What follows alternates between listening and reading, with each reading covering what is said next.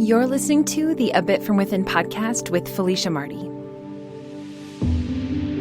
The reason why a lot of people don't change is because it's really hard. Mm-hmm. So Scary. if it's something that you want to do, then, take the risk, be smart about it, but put your happiness and your fulfillment first, because then you can show up for other people, with other people, as the best you.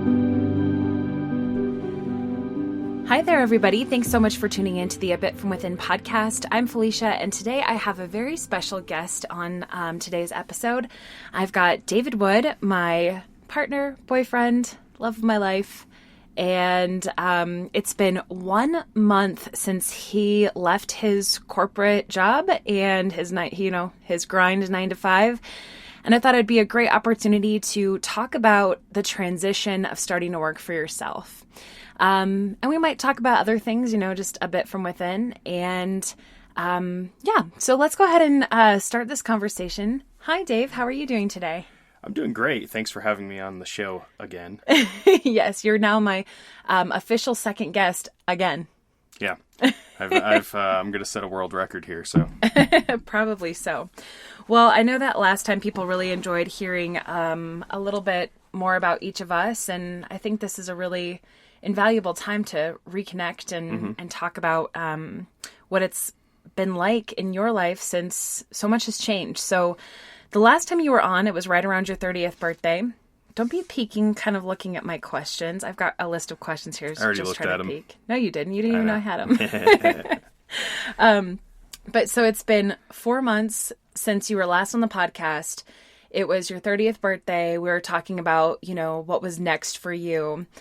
And now you're kind of smack in the middle of it. So one of the things that I'm wondering is, how much has your life changed since your birthday? I think a lot. During COVID, it was really hard to, make that adjustment working from home. And then one of the big things I actually realized why that was hard is because when you bring your work home and you're not used to that environment, you're essentially just working all the time. It's always on your mind. The computer's always there. It's really hard to just turn off and unplug. And I think that had a big effect on me, coupled with not being able to socialize and those sort of things with friends and family and, just all the normal stuff we've all been going through for the last, what is it? Year. 14 months? Yeah. Or year, coming up on a year. It feels like longer. Yeah. But yeah. Yeah, absolutely. That makes a lot of sense. And do you feel like in a way working from home, COVID kind of prepared you for being able to work for yourself from home, or was it just two totally different worlds? I think it made me want it more. Yeah. To be completely honest, yeah. Yeah, tell me more about that. So, working from home, I started to realize, what was important. When you work for a corporate job, it's not just, a 9 to 5 or an 8 to, 5, whatever. It's the hour it takes to get to work, the hour it takes to get home, the gas, the travel, and being burnt out 5 days a week is really tough. So I think that was one of the benefits of working from home is you start to realize and slow down, hey, I can go make a sandwich in the kitchen or lunch in the kitchen and not have to deal with, a $25 tab at work because you went out to a restaurant. Those sort of things are really nice. But the other thing I think I realized with it was it's something I want. I value family time, spending time with the people you love. And if you're not doing that, then I think you have to sort of question where you're at and make a change. And I think that's what it led to. Talk to me about what happened inside of you. Share a bit from within around how was it difficult to make that decision? I mean, I know in a way it was very clear for you, but there was a lot of complexity around how that felt. Do you want to kind of dive into a bit from that? Yeah, I mean, the complexity around that is, I'm one of those people that and I'm a firm believer. There's a saying that goes around that's change only becomes a viable option when the pain of staying the same is worse than change. If that makes sense. I know I butchered that. There's a beautiful quote out there, but so I think what happened to me was as I was going through this, and at my 9 to 5, they were talking about, oh, we need to lead with empathy. And I work with a lot of small business owners. So a lot of people that have been affected by this pandemic, I was on calls day one, ground zero, talking to these folks. And, you know, a lot of them were scared. A lot of them were stressed out. And being in sales and calling someone was completely awkward. So I think for me, I had a realization around that, because there was a customer that had an issue. We were trying to get them a refund, and all the middle management I was dealing with, no one wanted to help, all those sort of things. So I just felt like, you know, to be completely honest, it was sort of crap. You know, they told us to lead with empathy and all this kind of stuff. And I felt betrayed by that, because that's not what happened when something went wrong. We talked about, you know, hey, let's be the beacons of the community. Let's make sure that we're reaching out to people, not just for sales, checking how they're doing. What can we do to help them, right? And I really liked that approach. It sounded really good. But when push came to shove, the folks above me didn't want to show up and support. And it wasn't a reality. It wasn't a reality. And that's something that really pushed me into, that's the part where the pain was worse than changing. Right. And I think I've also had a goal to go full time with my filmmaking, and I've been investing a lot in my knowledge around how to do film, how to do audio properly, how to build sort of like a, you know, in essence, like a culture of excellence around shooting weddings, you know? And that's something that I felt ready. You know, I felt inspired. On my birthday, I went to Venture 2020, which is a workshop for filmmakers, specifically wedding filmmakers. And some of the top filmmakers in the industry go to this, and they teach classes. It's a 2-day thing. So I felt really inspired, and I just felt the calling to want to do this more and really dedicate more than, you know, the time I was able to, with working, you know, 45, 50 hours a week with a 9 to 5. So for sure. How did you prepare yourself to make that leap? And then also, is there anything that you wish you would have prepared differently, knowing what you know now? Yeah, I mean, hindsight's always 20/20, you know, so it's like one of those things. So I think that how I prepared myself to make the leap was utilizing things I'm not really great at, and that's like planning. Being deliberate with your schedule, with your work. That's something I'm still working on. And as of right now, you know, just I'm feeling sort of the aftermath of being in a job that was over a decade long for me. I'm just sort of taking some space, and that's been really nice. But it's also been like a little bit of like a limbo feeling. It hasn't like felt great. It felt like feels sort like of crap. Yeah, it feels aimless. It feels like what am I doing? Like empty. Yeah. So I'm just trying to explore that. But really, we've been reading a book called Atomic Habits, and in that book, they talked about building a system. And it's not necessarily about a goal and putting a number to it. So, for example, like weight loss, right? If you're overweight and you want to lose weight, it's not being like, well, I want to lose 40 pounds, so I'm just not going to eat as much. It's, what is the system? When are you eating? When are you working out every week? You know, how much water are you drinking? Those sort of things. It's those little tiny things first that build up to the goal and build up to the success. So I've been really trying to sit with that a little bit lately, coupled with, you know, sharing my a bit from within, which is, when the pain of staying the same is worse than the pain of change, it's time to change, right? Yeah, totally. So those are the things that I've been really thinking about lately and sort of transitioning to. Yeah. I mean, I do think that you put some deliberate preparation into leaving. I mean, even just logistically, we did put a lot of effort into making sure we had everything lined up so that we could, you know, pay our bills. That was kind of like the big... You know, when deciding factor. Yeah, when we had that moment where I was like, I can't do this anymore, I think you were totally on board. And one of the things you told me was like, let's figure out how we're going to pay health insurance. Let's figure out, you know, what our monthly expenses are going to be. Let's figure out how we can do this. And, you know, we sat down, we did a refinance on our house. We actually knocked almost a point of our percentage of our mortgage off. So that was really nice. And then we're sort of supplementing the savings from that and putting that toward our healthcare, which as a small business, healthcare is sort of crap. So, yeah, but you know, you don't want to be in a situation where you don't have it. You know, even if the deductible's $9,000, $8,000, yeah, you want to be able to fork that out. That's better than a $60,000 bill. You know what I mean? Yeah. I mean, So- we could go off on a whole different Oh my tangent God. about healthcare, but I do think it was one of those major concerns for me. You know, it was like one of those things when you have great healthcare through a corporation, like you kind of take for granted how amazing it is to be able to buy like the most expensive pair of eyeglasses with all of the blue light and the reflection protection and all that stuff, or just to have a low deductible.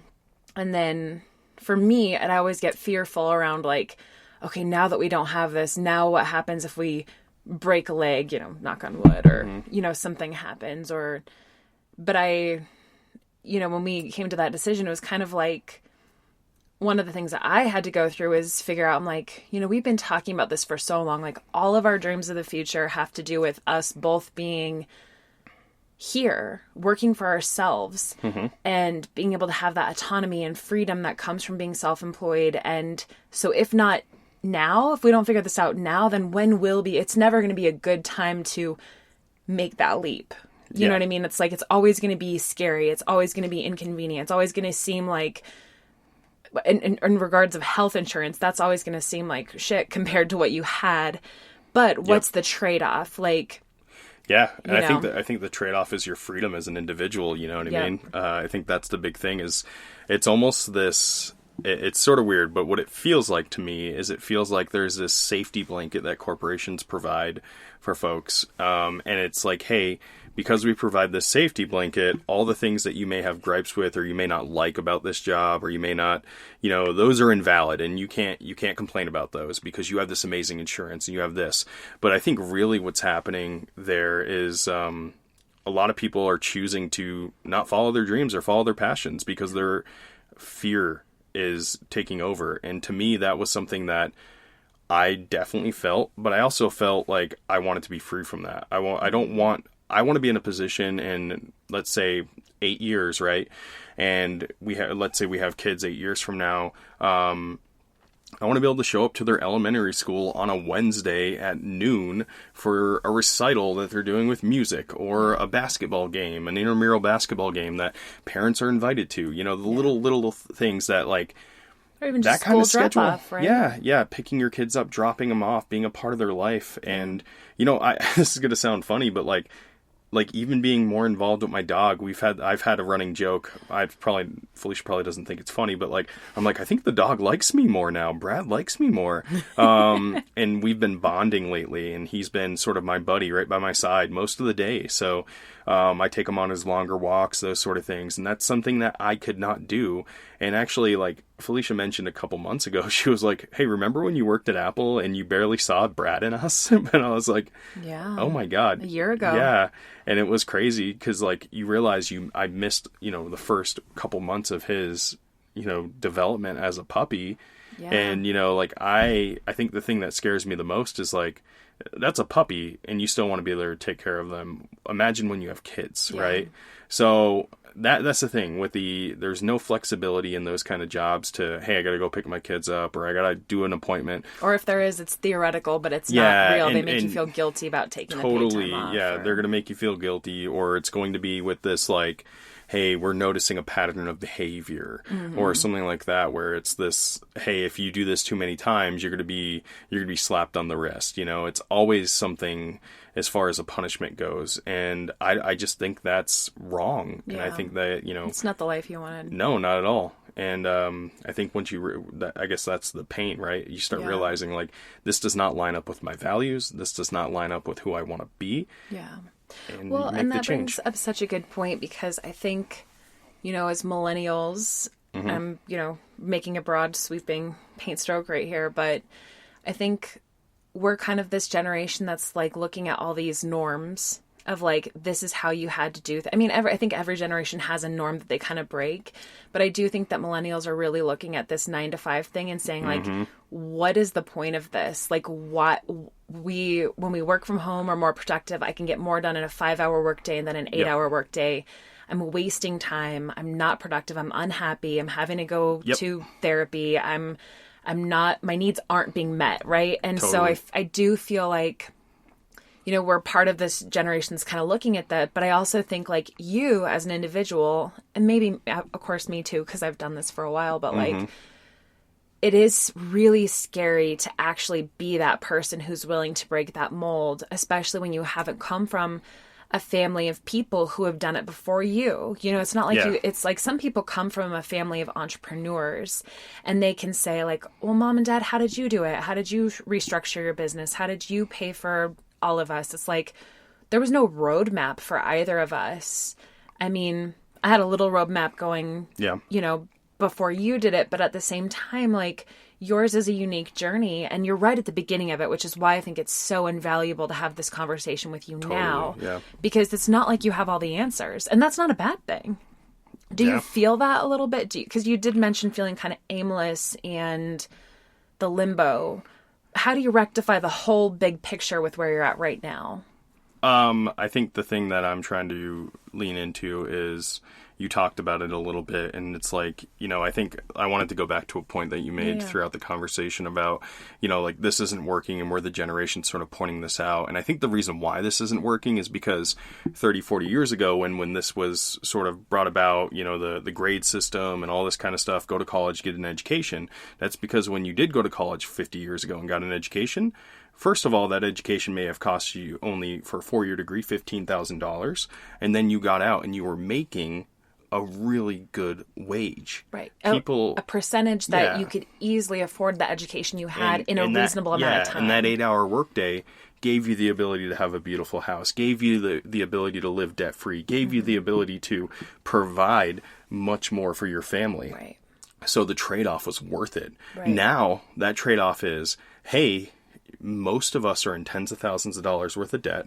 Most of us are working longer hours, and we're barely able to afford homes. It's like we're a lot of traffic for 2 hours. And a lot of people have to start with like a starter home or a condominium or a townhome. They or are renting not, for 10 years, exactly. 20 years. And so I think that's why a lot of folks are just sort of like, this isn't working for us, and they're standing up.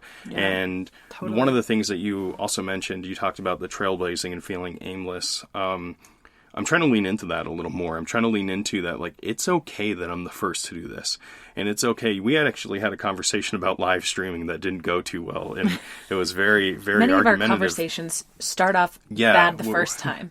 And then we reel it back in. But, you challenged me in that conversation. And one of the things you said actually stuck out to me and made me change my perspective on this. And that was like, stop waiting around for someone to provide the answer for you and go find the answer yourself. Yeah. And I was like, oh my God, I didn't tell you at the moment because of my ego, but that's the first time I'm hearing this. Yeah. I was like, she's right. She's totally right. Like, stop waiting for someone to have the solve or the answer for you. Manual. Go on the journey and figure it out. And risk being a failure. Yeah, totally. But that's where you learn everything, right? That's where everything that you learn that like means something. That's I think like the boomers would call it like earning your salt, those sort of things. Like that's really, really, really where all that learning happens. You can't read that in a book. Someone can't tell you that. Someone can't hold your hand to that. You just got to go figure it out. So it's like, yeah, that's the scary part. Yeah. And I think that's what I'm going to lean into. Right now I'm just trying to really take up a lot of space and be myself and create a system, with my health, especially because of the insurance. I really want to make sure that I feel healthy, I feel good, I have a good system behind me. But I think my intention going forward this year and years to come is going to be that trailblazer, because that's what I have to be. I don't have an example to set. I got to set the example. Exactly. Yeah. And what I love about what you just said is, I think like that moment you were like, oh crap, like she's right. But the point of all of that is, it's a choice. Yep. And it's a learned behavior that you can practice. It's like, I think back to when somebody first asked me like, why don't you start your own photography business? And I was like, oh, no. I don't want to take care of the tax. I don't want to take care of the legal. I could never get a business license from the state of Colorado. And here I am, 4 years later, having gone through many, many rounds of, I can't do that. You have 2 business licenses from the state of Colorado. I have 2 business. I have 2, which is crazy. And but I think of that, and I think there are so many things that my first reaction is, I can't do that. I don't know how to do that. And then you realize after time is like, one, there's probably not going to be a manual. And for me, I'm only speaking for myself, not for you, but the manuals that I've read, I usually disagree with half the stuff. So I might as well just do it myself. Yep. Not that not everything's wrong, but but the reason I say that is because I think nobody has the answers. Like, nobody has the complete answers, and nobody has the answers what works for them. Yeah, exactly. And they can share that in a way that seems like it could reach a lot of people. Exactly. And just like us, we only are sharing answers that have worked for us. We're definitely not telling anyone out there to go leave their job if that doesn't work for you. No, and my recommendation is if you are in that position where you're not happy, is like, make a plan. And again, one, read the book Atomic Habits. Oh my God, read it, because like, it talks about making a system, and I think that's really important. You want to give yourself, if you're taking a gamble or a risk, you want to give yourself the best odds to succeed. And that's sort of how we looked at this, is like, do we have money to pay our bills? Like, if push came to shove and no money came in, how long would we be good for? How much money are we going to be able to bring in? Right? And when we know we've hit the red zone. Exactly. And we did that. And we had a contingency plan too. If, hey, man, COVID has gotten worse and more weddings are canceling, and you had 16, now you have 8, right? Because of cancellations, right? Like, let's pretend that's a real thing. We have to have a contingency plan in there. So that's something that we did, to make sure that, like, we don't want to be in a situation that's going to surprise us. We can say, hey, you know what? This is where we're at in the journey. This is what we said we were going to do and act on. Is this still the right thing to do? Awesome. Let's execute. And I think that's really important. And it's, it's so funny because, as with most things, I feel like it's a bit of a balance between, like, there's an element of, like, YOLO, like, there's like an element of a leap, but there's also an element of having really thought it through. Yep. And I think that if you can have a little bit of both, if you can have that yin and yang, that's what it takes, because you're never going to have such a plan that you can just mechanically move through it without feeling that leap. Yep. And you can leap without having a plan, but what are the odds you're going to it's make it, It's essentially, like, a lot of coaches talk about this in sports, doesn't matter which sport, but they talk about it. It's like, you'll hear a lot of commentators talk about, on paper, this team's amazing, right? Mm-hmm. That's the reason why the game still has to be played, is because you could have the best athlete in the world and they could be great, but they could be having a bad day that day. Mm-hmm. And that's why one bad day. Yeah, you got to play the game, So I think that's really, honestly, that's sort of my intention. And actually, it's inspiring to have the conversation around this, because these are the thoughts that are sort of swirling in my head that I haven't yet sort of put to practice or said out loud to the universe, And I think that once you make an intention clear of what you want to do, it's amazing how opportunities start popping up that are within your reaching distance. So, just because you say it out loud does not mean it's going to happen. The universe loves clarity. Yes. The moment you get clear and the moment you make a plan, the moment you start executing that mentally, like visualizing it, you change your trajectory. And it starts to become a reality. So, that's something that, it's inspiring. So I love that. Okay. I just have a couple more questions for you. Sure. So I know when we did this during your birthday, we kind of talked about, like, where do you want to be in a year, blah, blah, blah. So I don't want to do that again, because I feel like that's kind of disregarding what you set out then. But I wonder, looking at the next 6 months. Yep. Because I guess I'm going to pre-frame this a little context. Like, you and I both knew that when you, I'm going to take it back just a tiny bit more. Yeah.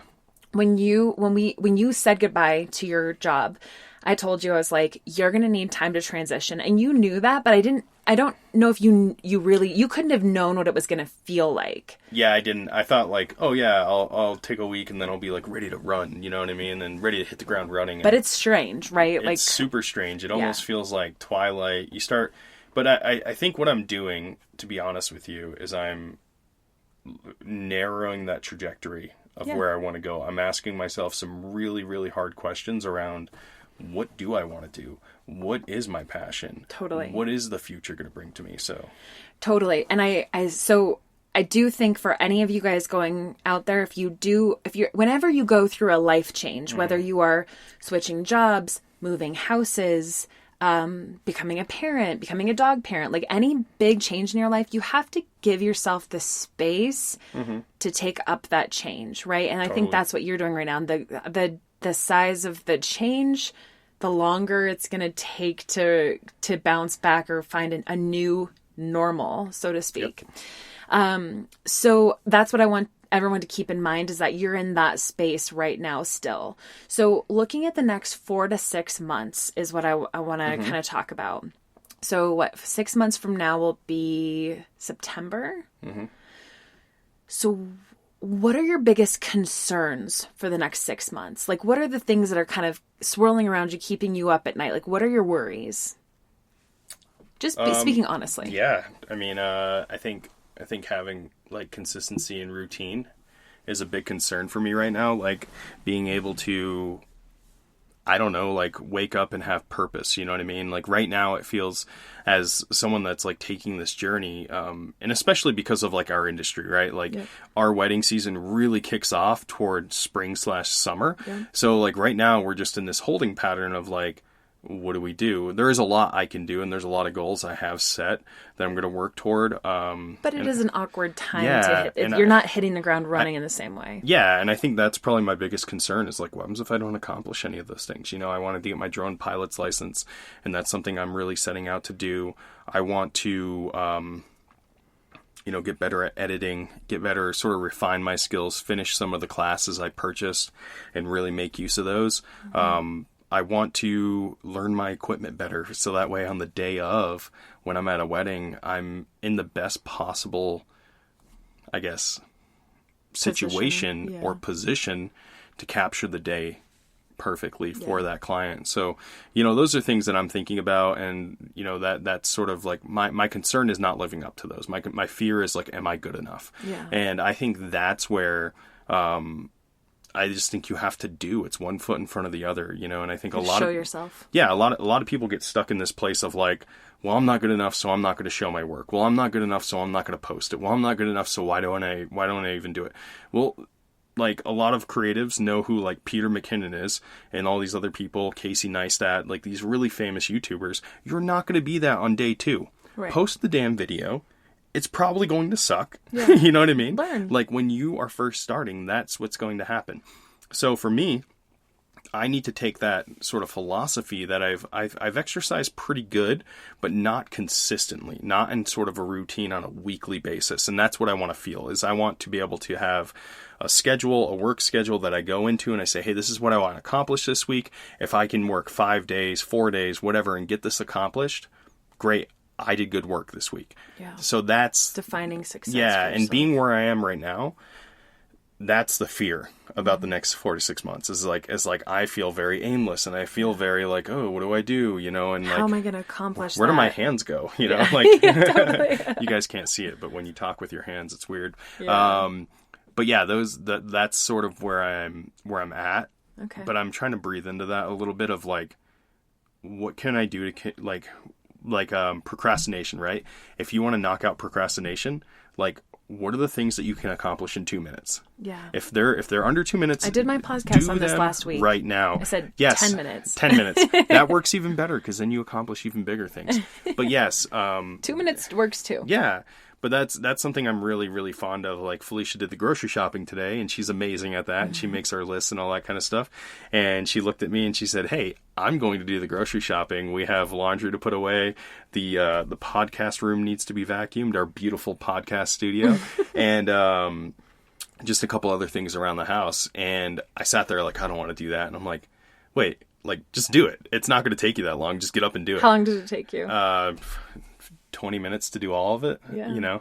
So it felt good. It felt like, okay, I accomplished something today. So now like we're recording this podcast. It's like, okay, now I can go knock out my workout after this. And that's another thing off my list. So those are the sort of things that I think are going to lead me to success in the next 4 to 6 months. But the fear of not accomplishing those things is really what's scary. Yeah, for sure. And then on the other side of the coin, what are you most looking forward to over the next 4 to 6 months? traveling with you. We're going on vacation at the end of this week to Zion and Horseshoe Bend, and we're going to go see our friends in Montrose, Colorado. Mm-hmm. So, and I'm like scared, like legitimately scared to travel. And what is it? Why is it? I don't know, but I've always felt like this. You know, when I was 16, I took a Greyhound bus to from upstate New York to Utah, and it was a 4.5 day travel. On a bus, you know, sleeping, just riding straight through, getting off in sketchy, you know, cities in the middle of the night was a little scary, but, you know, it was what it was. And I was extremely scared to take that when I was 16, but like the growth I felt from that was insane. My perspective shifted in life on like a grand scale, you know, and I come from a really small town, and most people in my town don't leave. Yeah. And I feel like that trip prompted me to leave and really find out what's out there. So I think that's what I'm scared of, is like the unknown. You don't know what's going to happen. Yeah. It might be something super beautiful, or you might like, you know, sort of realize you have some skeletons in your closet you haven't dealt with. You know what I mean? And it might be a little bit of both. Yeah. And I think that's what's scary for people, is like, oh my God, I have to change this about myself. I've been saying I want all these things. I want this about myself. I want to be skinnier. I want to be healthier. I want to be whatever, you know, and then when you're traveling, there's this like weird introspection that you do, where it's like, when you're in nature, it's like you can't lie to yourself. It's like looking in a mirror and removing the ego when you do it. So I'm just scared of what that's going to be, you know? Yeah. And I think that most of the time that is something that's amazingly beautiful and life-changing, life-altering in a very, very good way. Yeah. However, it doesn't help the initial part of the travel, the adventure, the journey, those sort of things. There's just, I guess I'm a scaredy cat, you know, when it comes down to it. I know, me too. And that's why we talk so much about traveling, but don't actually plan it. And we did this time. And we're going to in the future, because we have no excuse, because I'm not working because we need to practice. A job like that anymore. We need to practice it. Even though we're scared, we just need to practice. Well, I mean, we have Zion here this week. We have Chicago in the summer, and then we have Maine. So we have some pretty good travel. Those are for work, but I mean, still, they force us out of Colorado.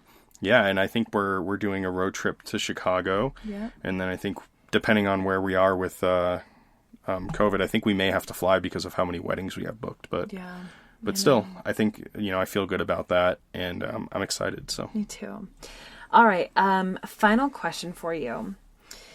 So this is the month that we're all kind of approaching our own personal 1 year of quarantine kind of mark. And next week on the podcast, I'm going to be talking more about how this year, thoughts on like this year in COVID. But I just figured while I was here with you, how has this past year been for you with COVID? Like, what are the pros, cons, biggest learns, or just general thoughts? Like, yeah, I think with COVID, you know, the silver lining was the self-reflection, you know, being able to look at like where you are, who you are, what you've been doing, what you've been working on. There was a lot of that sort of introspection time. And, you know, that's sometimes it's a negative thing for people. A lot of people, I think, got sort of devoured into that, with whether it's addiction or, you know, an unhealthy coping mechanism. But I think there's been other people, and what I'm trying to sort of lean into is folks that were taking this time to say, like, I really want to change this about myself, or I really want to change this aspect of how I think, or how I act, or how I, you know, cope with, you know, trauma from the past, you know. And I think that's been something I've realized, and I think that's a very heavy, but also, like, to have the time and slow down, it's a beautiful thing, right? It can definitely be a bad thing. It's what you make of it. And I think the other thing is that, like, I realized, and what I think, you know, those of us that are grateful for the freedoms we do have, it's like, no one's going to do it for you. And this sort of goes back to what we talked about with the business and being a trailblazer. No politician, scientist, or anybody out there is going to do it for you. You got to be in charge of your own personal detail as an individual. And I think that's really important. Is it important that we have a good society that works together and helps people? Absolutely. I'm all about that.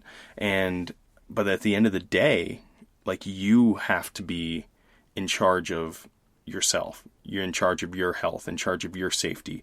And I think that's something that is, I think we're better off with that independence in mind, and it'll make us all better people, not relying on, someone to do something for us. So I think that's a big thing. And, knowing that is like, we got to be a community too, and we got to stick together, and we got to help our friends around us, and I think on the local level, that's how you do it, right?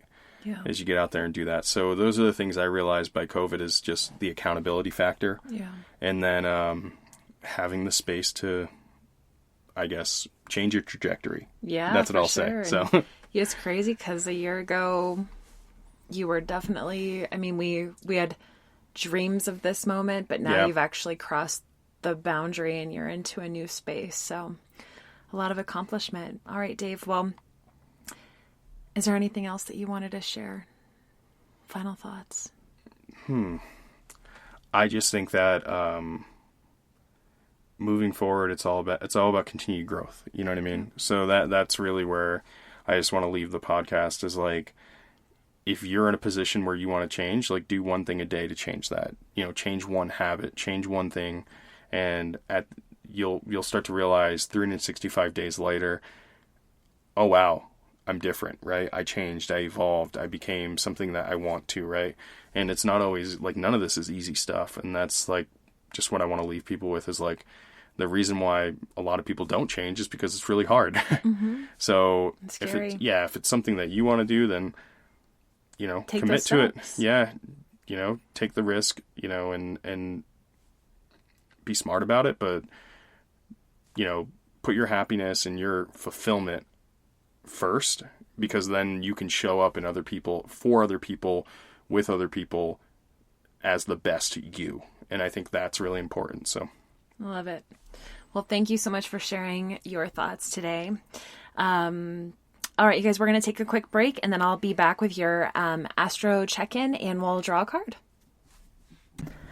All right, you guys, thank you so much for sticking around through that conversation. It is always fun for me to just kind of have those moments with Dave, and inevitably we always end up talking about different things than I expected, and I hear and learn new things and thoughts from him. So be sure to share that, conversation with anybody in your life who might be thinking of starting their own business or taking a new adventure.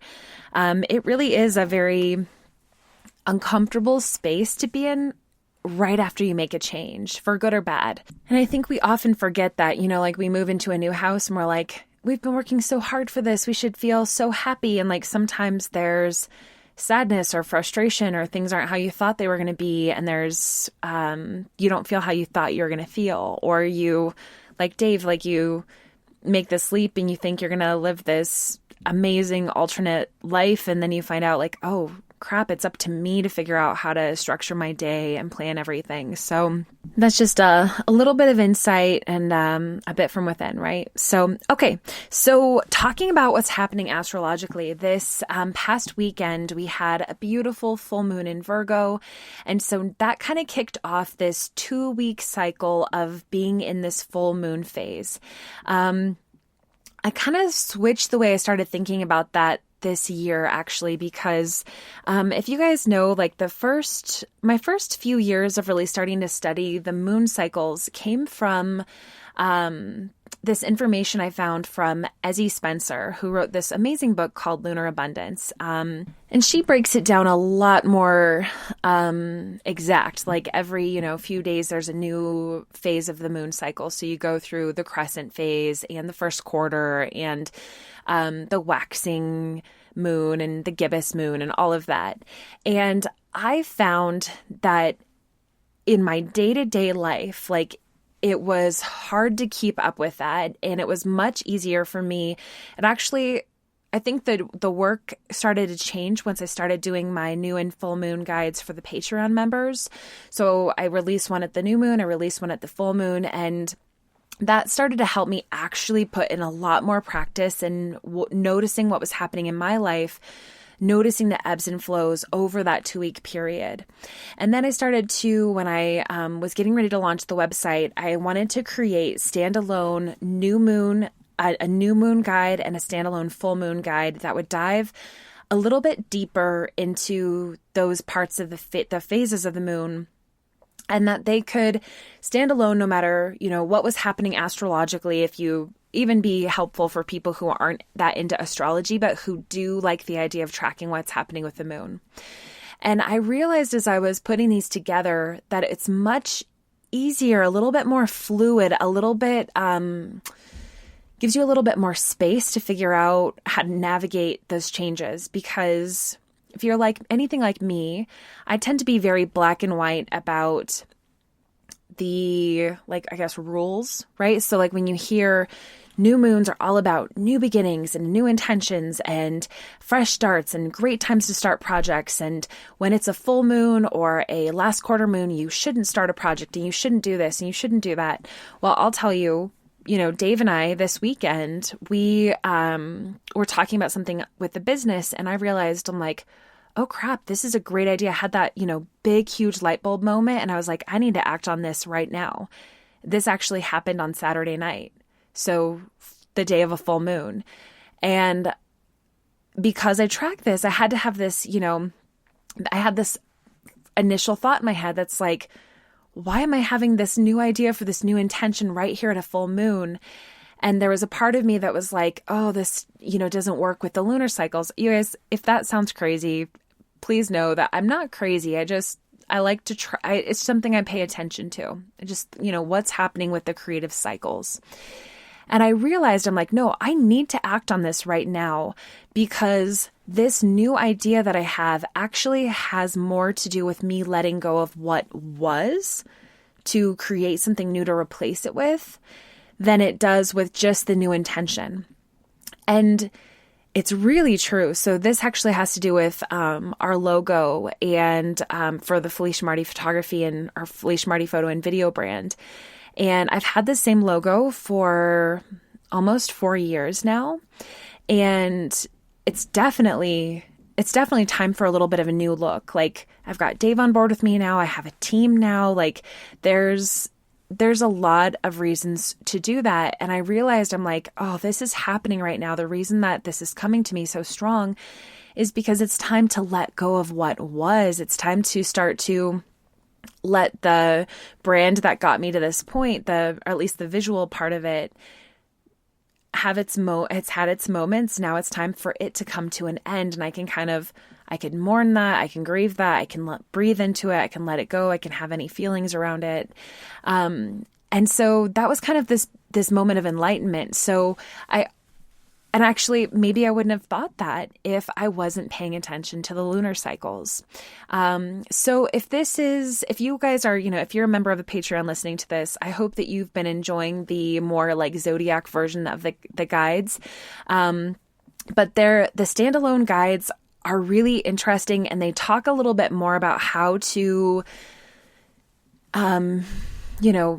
deal with the ebbs and flows and the yin and the yang that happens with both. Because I really don't believe, after all of this time studying this, that you're only going to feel new inspiration at a new moon, or you're only going to feel like letting go and finding release at a full moon.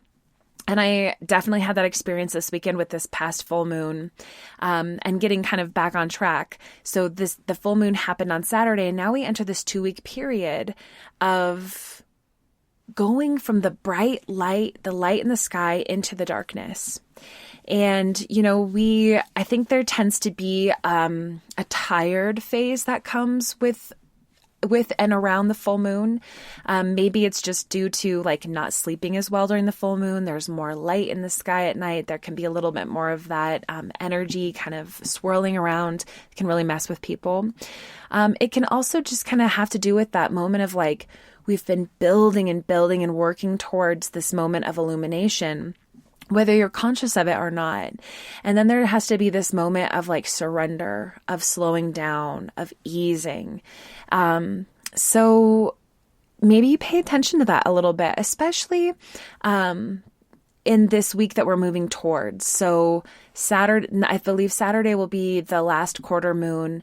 And that really is a time when we really do start to move into the darkness. And it's a really important time in our lives just to sit and breathe and meditate. And it's really wonderful, I think, especially this time of year, because we still are in winter. We still have longer nights than we're going to have next month or the month after that. There's still a chill in the air. And Sun is in Pisces right now, this beautiful energy around dreaming and idealism and being of service and being connected to spirituality. So it's a really good time just to remember you don't have to be all systems go right now. We can actually take this moment kind of like we did a year ago when we went into quarantine, where you're probably sick of the isolation, but maybe the isolation isn't all day, every day. Maybe it's just 10 quality minutes of listening to yourself and tuning in. So, all right, you guys, that's the astro check-in for today. I'm going to grab my card deck here, pull a card for us, and get ready to send us on our way. I'm grabbing the Affirmators deck, the Love and Relationships. I'm going to give this a little shuffle. And we'll see. Maybe this will be a card kind of for us for the month ahead. Today, now that we're recording this, is March 1st. We've got a brand new month in front of us. What is the card? This one just shot right up. Surrender. Hear ye, hear ye. You are hereby being called to unclench your grip on any old thought patterns that are getting in your way. Surrender any ideas that make you feel like a victim of circumstance or which make your dream relationship seem like an impossibility. The mayor of a reinvention has just arrived and has made the following decree. Limiting beliefs about yourself and your life are heretofore, forthwith, and officially and indubitably declared for the birds. Wow, could it be any more like nail on the head? I love that for so many reasons. I think it has so much to do with today's conversation. It aligns with this entire conversation about the full moon, about taking leaps, about taking risks, but also the need just to surrender. It also kind of has to do a little bit with this meditation that I'm releasing this week that has to do with physical pain. So when if you have a surgery scheduled or you've been through a big surgery, or if you've, hurt yourself in some way, that can cause a lot of pain for us. And there's an element that comes with that of needing to find surrender, needing to find acceptance, and needing to find lots of compassion, self-love.